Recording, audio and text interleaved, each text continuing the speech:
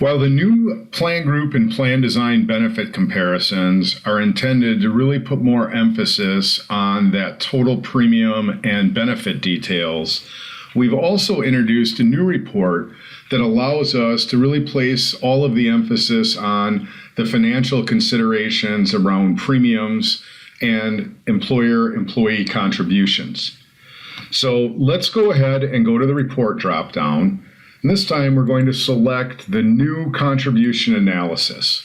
Now in the new contribution analysis, you can pick one plan group or you can choose two and compare the first against the second. So in this case, let's take a look at comparing current versus renewal. Now for the first time, we're able to incorporate in payroll deduction.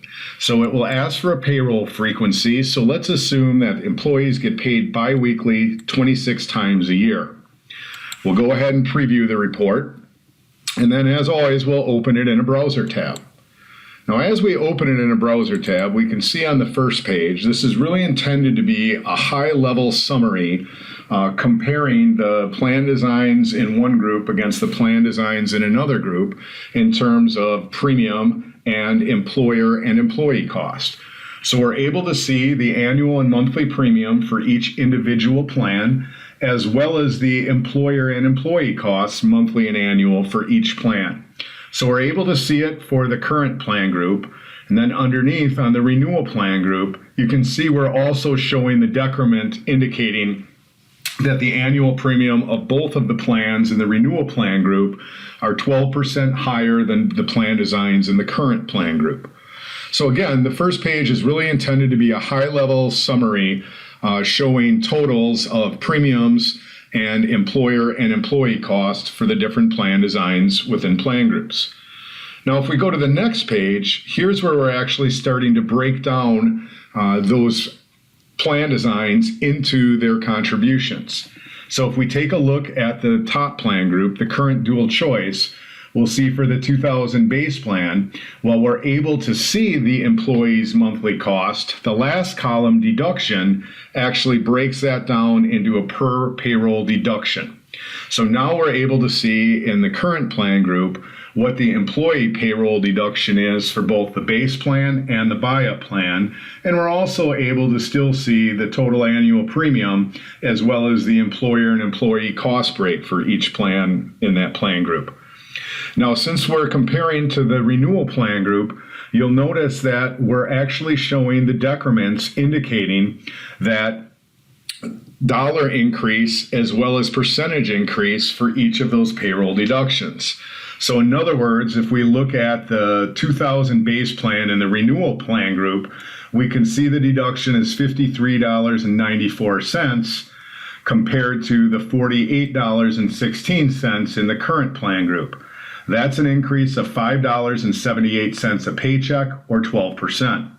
If we look at the buy-up plan, we can see that for employee only, the deduction for the renewal 1000 buy-up plan is $87.20, and that represents an increase of $21.38 over the current deduction for the 1000 buy-up plan for employee only coverage.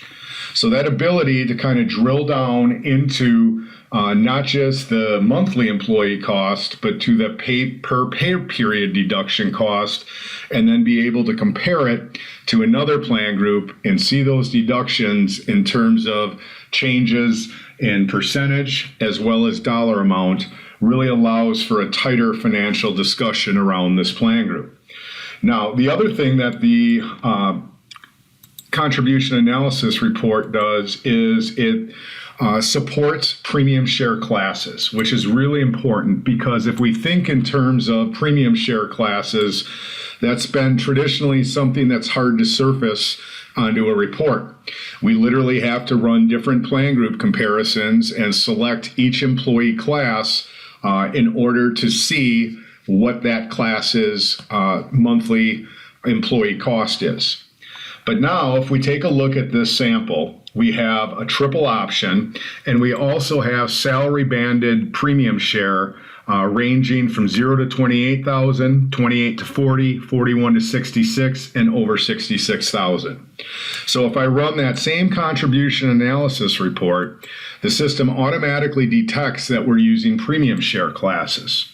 So now when we run the current and renewal, I'm going to choose a payroll frequency.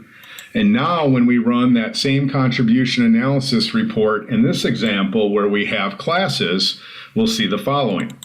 First of all, the summary report page remains the same when we're using classes.